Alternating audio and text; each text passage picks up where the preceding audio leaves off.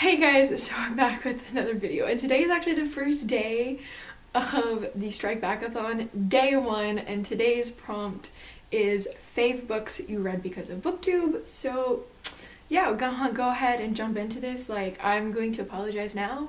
There's probably going to be quite a few videos of me in this exact same outfit because I'm going to pre-film a shit ton of them because college sucks. And also, you're probably going to be real tired of my face by the end of this month. For those of you who don't know, Stikeback-a-thon is a month-long video-a-thon that some other bigger, small booktubers are putting on, and that's going to be Ben Sanders, The Bookie, and G Swizzle Books. I'll leave all their channels linked down below, and as well as all the prompts down below if you want to check them out and join in. It's a way to kind of get back at YouTube for the whole new monetization requirements. Let's go ahead and jump into today's prompt. The first one is Harry Potter, like the entire Harry Potter series by J.K. Rowling. This is a very embarrassing fact to admit, but I am 21 years old and I just read this series over the summer. That hurts a little bit.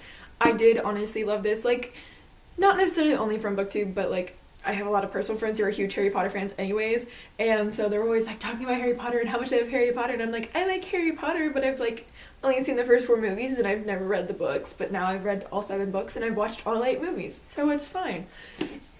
This series is one of those series I'm like forever gonna kick myself for not have reading as a child. Like, I saw them in the library all the time as a kid, but like the end books, you know, are a lot bigger than the beginning books, so that scared me away, and now I'm like, I would have loved this series, and I'm pretty sure I probably would have gotten to reading a lot earlier had I read Harry Potter. I hate myself so much. The Infernal Devices series by Cassandra Clare. I'm a huge Shadowhunters fan. I read the books back in like early high school. I think I started reading them my sophomore year of high school. Finally got around to reading these this past year. It was one of my goals to read it because right now I'm currently rereading Mortal Instruments so I can actually get caught up on everything else because I'm forever behind on series.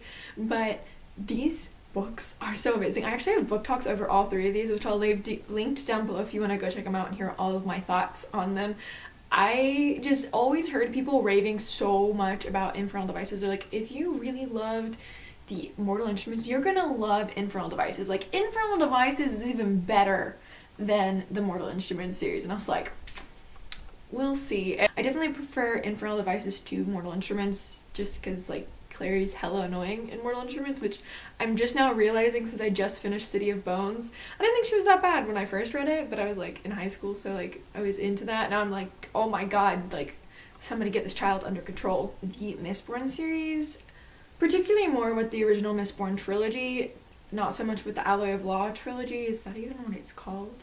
Or is it like Mistborn Era 2 trilogy? Whatever they're calling it.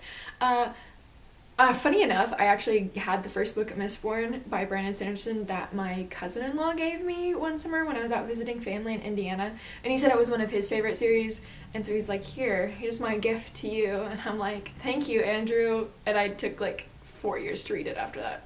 Holy crap. This is definitely something that really got me into fantasy. I heard a lot of people raving about this. Reagan for Proust Project loves this series, and she actually loves Brandon Sanderson in general, and so I was like, oh my gosh, so I should definitely check into that. And then I think Booksplosion, that really popular Booktuber book club, they also read the first book for 1 month, and like then it like blew up and everybody loved it, and I'm like, I just know everybody loves Mistborn, or most people love Mistborn, and I definitely fell into that bandwagon. Looking for Alaska by John Green. I actually already own this because like it's some of my friends' like favorite books ever. Again, not a contemporary person, but a lot of people have, and I know this is an old book because I think it came out in like 2009 maybe, or maybe before that. I don't know. But a lot of people like always say it's like their favorite book and like talk so great about it, so I finally read it and I enjoyed it. I really connected to Pudge like really well, and this book deserves all the hype it gets. And apparently it's becoming a movie, but like we haven't heard any news about like casting or anything, which is very sad. The Saga series by Brian K. Vaughan and Fiona Staples. This, like, I've never been a big person into graphic novels, but this is like what really got me into wanting to read graphic novels. This graphic novel series is so fun, and it's like Romeo and Juliet, but like in space with like different species. Really, the only reason that I read this was because Margot over at Epic Reads was like talks about how much this is her favorite book, and that is Tiger Lily by Jodi Lynn Anderson. Margot raved about this so much, and it's basically like a Peter Pan retelling, but it's all from Tiger Lily's point of view, which I thought was interesting. So I finally got around to picking it up, and I finally read it. Not last summer, but the summer before, so 2016, I read it, and I loved it. I think about this book all the freaking time. Like, it's amazing. I think everybody should read this book. Like, it's not very long. Like, this book is just something else. I had a book talk for it at one point, but I think I lost the footage for it. Me, Earl and the Dying Girl by Jessie Andrews. I had heard of this book. A lot of people are raving and say it was so amazing, but I didn't like the cover, so I was like, eh. And then it like deals with cancer, and I was like, eh. And so finally I found a different cover at like a used bookstore, and I was like, oh, okay, I'll give it a chance. And like, this book deserved all the hype it got. I really enjoyed it. I hate that people compare it to The Fault in Our Stars, because it's definitely not like The Fault in Our Stars. Like, yes, it does deal with cancer, but it's very differently approached.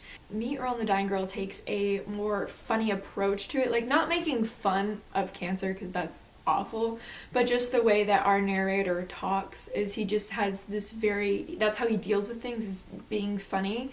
Definitely has to make this list is Fangirl by Rainbow Rowell. I again have already said this, I am not a huge fan of contemporaries, so when I find a contemporary author, or like even just a contemporary book in general that I love, is like shocking. And everybody was talking so much about this book, and I was just like, okay, I might as well give it a chance. Like, I kind of like the cover anyways.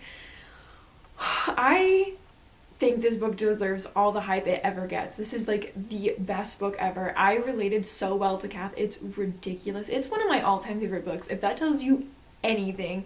And I think everybody should read it. It's just, this book is just something else. And also, of course, I have to add on to this, since Rainbow Rowell is like a lot of people's like favorite contemporary author, I followed it up with Eleanor Park, which is also another really popular book of hers that everybody talks about.